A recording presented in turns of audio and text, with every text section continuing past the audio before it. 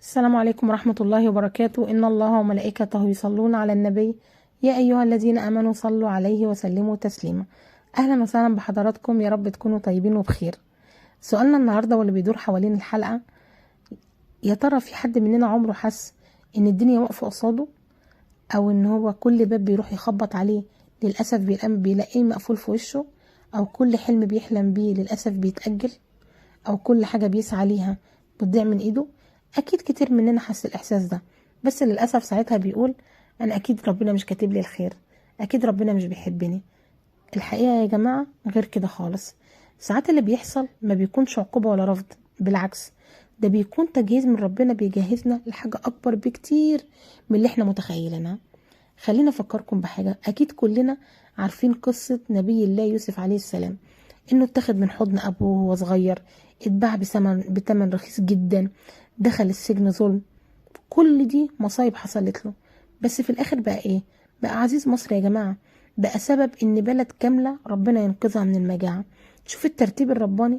طب لو كان سيدنا يوسف عاش عادي جدا وسط اهله، هل كان وصل للمكانة دي؟ الابتلاءات دي كلها كانت تجهيز. احنا برضو كده بالظبط. ممكن تكون قاعد دلوقتي بتقول يا ترى انا ليه جوازتي اتأخرت، يا ترى انا ليه تعبان في شغلي، طب انا ليه مش لاقي الطريق. ممكن تكون مش فاهم.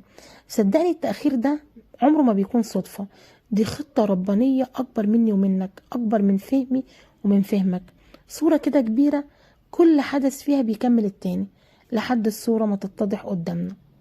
بص كده على سيدنا موسى، اتربى في قصر فرعون. ده طبعا المفروض ان المكان ده خطر جدا عليه، لان فرعون ده عدو ربنا سبحانه وتعالى. بس كان في حكمة، كان في حكمة ان سيدنا موسى يتعلم في القصر ده الشجاعة، القيادة، التنظيم. بعدها ايه اللي حصل؟ خرج تاني، ربنا خرجه للصحراء، قعد فترات طويلة جدا. ليه؟ عشان يقود بني اسرائيل. بعد كل التجهيز محتاج وقت، محتاج وقت يا جماعة. ربنا ما بيجهزش حد لحاجة صغيرة. تعالوا كمان نشوف سيد الخلق اللهم صل وسلم وبارك عليه، كان بيتعبد في غار حراء. ليه طيب مش في بيته؟ ليه بيسيب الناس يقعد لوحده؟ عشان يتعلم الخلوة والتأمل، عشان يتحمل بعد كده مسؤولية رسالة. كل موقف في حياته كان إعداد، كل حاجة كان ليها حكمة. انت كمان ممكن ربنا يبعدك عن شغل معين، او يبعدك عن شخص، او يأخر زواجك، او يخليك تمرض لا قدر الله. ممكن تبقى شايف ان ده عذاب، لكن بعد وقت هتكتشف ان اللي كنت بتدعي بيه وتفكر انه خير كان هيضرك، وان اللي كنت بتفتكره خسارة كان سبب انك توصل للي نفسك فيه. خلي بالك، ربنا لما بيحب عبد بيبتليه. عمره ما بيبتليه عشان يوجعه، لا بيبتليه عشان يرفعه، يطهره، يعلمه الصبر، يخليه قوي كده ومستعد يشيل نعمة كبيرة. انت ما تعرفش ممكن يكون اللي ربنا محضره لك ده اعظم من اللي في خيالك. كله عارف ايه اللي بيخلينا نتعب؟ اللي بيخلينا نتعب اننا عايزين كل حاجة بسرعة. عايزين الدعوة النهاردة تتحقق، بكرة عايزين النجاح من غير صبر. لكن لو بصينا ورا هنلاقي كل نعمة كبيرة في حياتنا قبلها كان في تعب، قبلها كان في حرمان، قبلها كان في انتظار. انا عايزة اقولك، لو لقيت نفسك بتتعب وبتتأخر وبتتألم، ما تقولش ربنا بيكرهني، قول لا ربنا بيجهزني.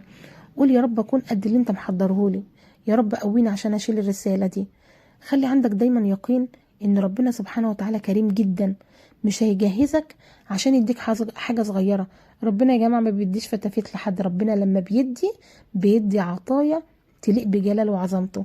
فاستبشر، مهما حسيت ان انت في ضلمة اكيد النور جاي. مهما حسيت ان انت وحيد اعرف ان ربنا جنبك، وما بيجهزش حد الا لو هو عارف انه يستاهل. فاوعى عمرك تيأس، اوعى توقف الدعاء، اوعى تسيب السجادة وتقول خلاص مفيش فايدة. الفايدة جاية، بس محتاجة صبر، محتاجة ثبات، محتاجة يقين. في النهاية احب اقولك ربنا بيحبك، ولو بيجهزك يبقى انت على ابواب الخير، خير كبير قوي. فحاول تصبر وتستبشر. عارفين يا جماعة ايه اللي بيخلي الانسان يستحمل كل ده؟